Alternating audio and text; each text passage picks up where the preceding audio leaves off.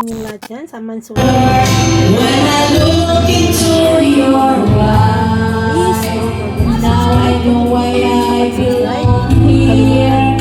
In your arms I found the answer. Somehow nothing seems wrong here. If the only realize that I was born. Hintay pa hanggang alauna ng gabi dahil 2 times ba na na-delay. Akalain nyo naman ay For me, and it is right to more.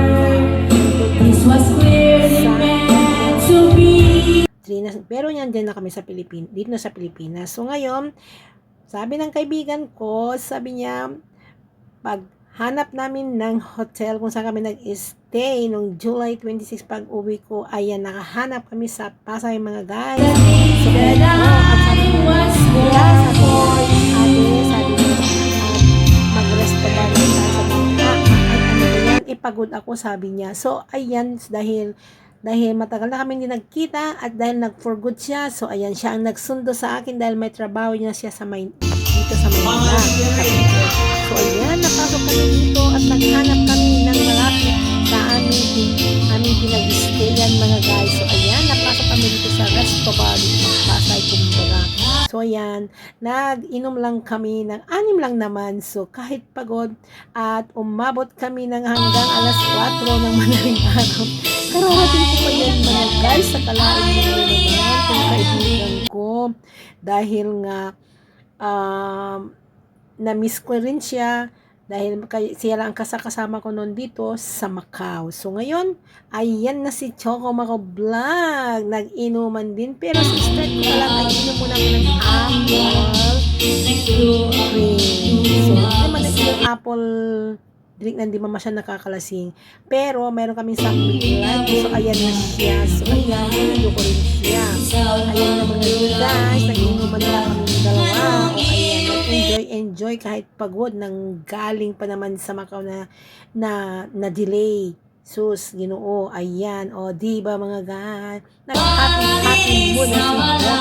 Ayan na nga yung kaibigan na nagsuntos sa airport kanina. So, ayan, kung nakikita ninyo, ayan, at ngayon, pag uminom ka dito, may 3 libreng kanta. So, dahil bukas pa daw yung parang anniversary ng bar na to, sabi nila i-invite kami kasi libre na sana yun, libre yung kanta na yun, pero yung inuman ay hindi, o di ba mga guys. So sabi ko naman, okay, sabi ko, so kumanta naman ako ng 3 kanta lang, o di ba mga guys. Ayan, yung mga iba dyan hindi lang namin kasi siyempre kanta-kanta, pero kung gusto mo mang kumanta ng 3 naman beses, pwede pa rin pag mag-request ka. Pero yung susunod na may bayad na. So dahil nahintay na rin namin at magsasarado na sana sila, pero nandiyan pa rin kami. So nagkanta na lang kami at libre na ang aming kanta.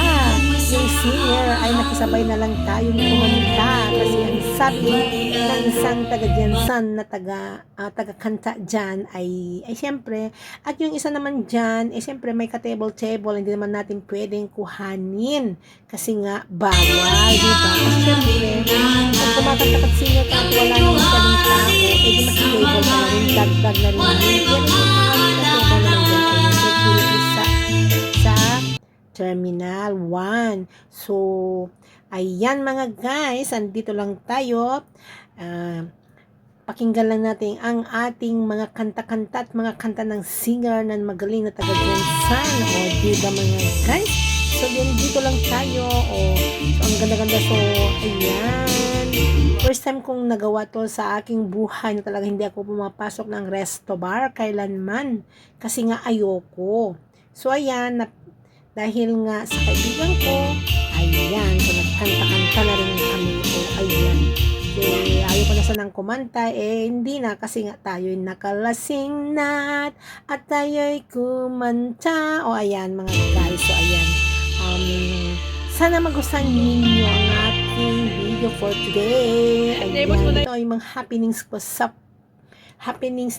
ko dito sa Pilipinas. So ayan, bis na mag-rest na sana ay hindi. kararating, iba yung pinuntahan tong kaibigan ko. Gusto nang kumanta. Hindi basta kumanta. Ayan na sumayaw si Choco mga vlog. O, di ba mga guys? Ayan. Sabi kasi ng singer, samahan mo ko. Sabi mo, sinamahan ko. Ayan, sumayaw pa naman ng tamsak na yung singer na si Tamsak. O, di ba? Kanta niya kasi to mga guys. So, ayan. Pero,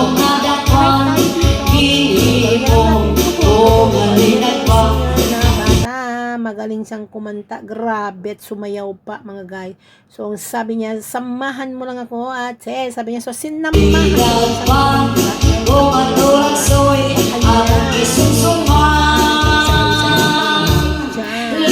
pero sa kumagahan ay ayan na, diba, nimit-mit-mit ko na rin niya ang ating kapitante kasi nga po sa kumagahan o diba mga guys, pero sa kaumagaan na yan dahil hindi na kami natulog ng aking kaibigan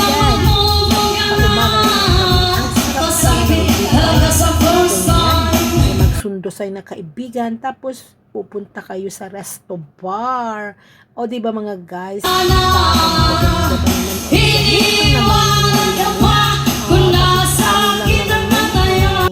pera pulutan 900 lang naman mga guys.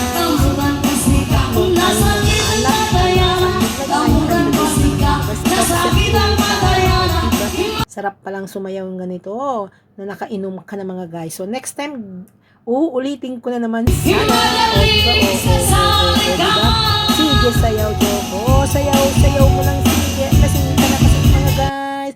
Lasing na yan si Choco Banat. Pero hindi pa naman masyadong lasing dyan.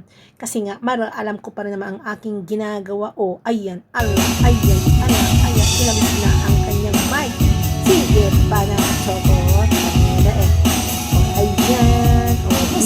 Hanggang sa muli. Bye. Love you all. God bless you. See you next time.